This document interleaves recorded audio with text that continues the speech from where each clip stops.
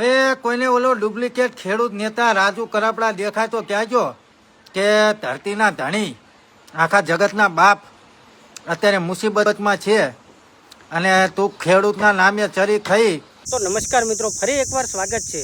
ઘણા દિવસો પછી આજે વિડીયો આવે છે, તો વિડીયોની અંદર છેલ્લે સુધી બનાવી રહેજો. અને આપણી ચેનલની અંદર પહેલી વાર આવ્યા હોય તો ચેનલને સબસ્ક્રાઈબ કરી દેજો. અને મિત્રો, વાત આજે કરવાની છે રાજુ કરપડા વિશે. રાજુ કરપડા જે ખેડૂતોના ખભે બંદૂક મૂકી અને આગળ આવ્યા હતા અને ખેડૂતો માટે બહુ બધું બોલ્યા હતા અને ખેડૂતો માટે લડત લડી હતી. પણ ખેડૂત માટે જે આટલા દિવસો સુધી બોલ્યા હતા અને ખેડૂતો માટે જેલમાં પણ રહી ચૂક્યા છે, તો અત્યારે ખેડૂતો સાથે આટલો બધો અન્યાય થઈ રહ્યો છે, તો રાજુભાઈ કરપડા ક્યાં છે? અને ખેડૂતો એમને ભગવાન માનતા હતા અને ખેડૂતોના ઘણા બધા અવાજો ઉઠાવ્યા છે.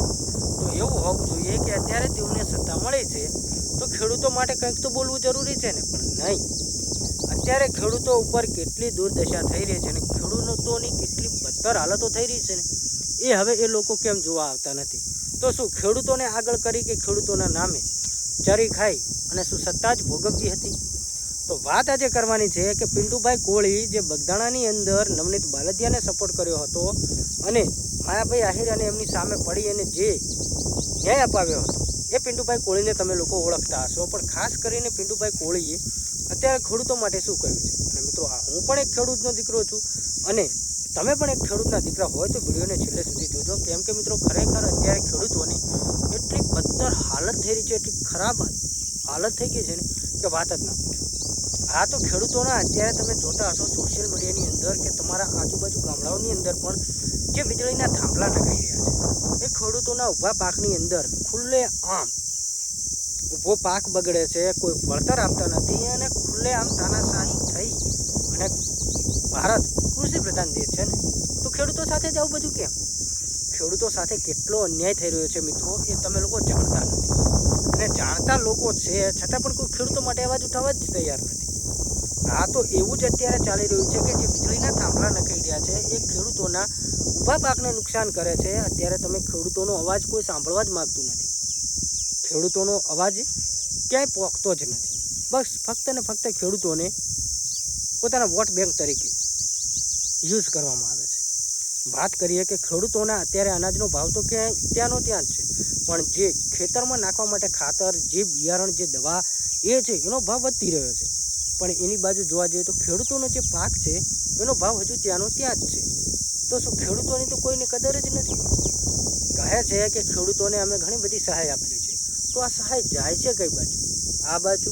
આ બાજુ કે પછી ઉપર જાય છે? ખેડૂતો ઉપર આટલો અન્યાય થઈ રહ્યો છે તો ખેડૂત ઉપર કેમ કશું જોતા નથી? અને ભારત એક કૃષિ પ્રધાન દેશ છે. ખેડૂતો માટે જાણવું જોઈએ, ખેડૂતો માટે બોલવું પણ જોઈએ. ખેડૂતો માટેની કોઈ સુવિધા જ ક્યાં છે? ખેડૂતનો ભાવ અત્યારે તમે જોશો તો ખેડૂતના અનાજનો ભાવ પણ એના કરતાં તો પેટ્રોલ ડીઝલના રોજ ભાવ વધે છે, એમાં પણ ખેડૂતનો જ મરો છે, ખેડૂત જ લાઇનમાં ઊભા રહે છે. અને વાત કરીએ કે અત્યારે રાજુ કરપડા જે ખેડૂત માટે જે અવાજ ઉઠાવ્યો હતો અને ખેડૂત માટે ઘણું બધું કર્યું હતું, પણ અત્યારે તેઓ ખેડૂતને આટલી બધી ખરાબ દશા છે તો ખેડૂતો માટે કેમ એ લોકો કશું બોલતા નથી? મિત્રો, વિચારવા જેવી વાત છે. બાકી ખેડૂતોને અત્યારે એક થવાની જરૂર છે, કેમ કે ખેડૂતો ઉપર અત્યારે કોઈ ધ્યાન જ આપવા માગતું નથી. અત્યારે પેટ્રોલ ડીઝલની હમણાં જે અછત ઊભી થઈ હતી એના કારણે, રાંધણ ગેસની પણ એના કારણે કેટલી બધી અગવડ ઊભી થઈ હતી. અને જ્યારે અને પેટ્રોલ પંપવાળા તો પોતાનો જાતે ભાવ નક્કી કરવા માંડ્યા. અત્યારે 110, 112 રૂપિયા પેટ્રોલ લીટર થઈ ગયું. પેટ્રોલ ડીઝલનો ભાવની વાત છે. પેટ્રોલ પંપવાળા પોતાના પેટ્રોલ ડીઝલની અછતના કારણે પોતાનો ભાવ ખુદ નક્કી કરી શકતા હોય તો ખેડૂત પોતાના પાકનો ભાવ ખુદ કેમ નક્કી ન કરી શકે? નથી કરી શકતો. ખેડૂત પોતાનો પાક વેચવા જાય ને તો પણ એને લાઇનમાં ઊભું રહેવું પડે છે. ખાતર લેવા જશે તો પણ લાઇનમાં ઊભું રહેવું પડશે. પેટ્રોલ ડીઝલ લેવા જશે તો પણ લાઇનમાં ઊભું રહેવું પડશે. પછી ખેડૂતને કેવાયસી ને બીવાયસી આ બધી લાઇનમાં જ ખેડૂતને રહેવાનું છે. આમ પબ્લિક તો શું કરે? વાત કરીએ રાજુ કરપડા આ વિશે શું બોલ્યા છે. રાજુ કરપડા ખેડૂતો માટે બોલતા હતા પણ અત્યારે બોલતા નથી.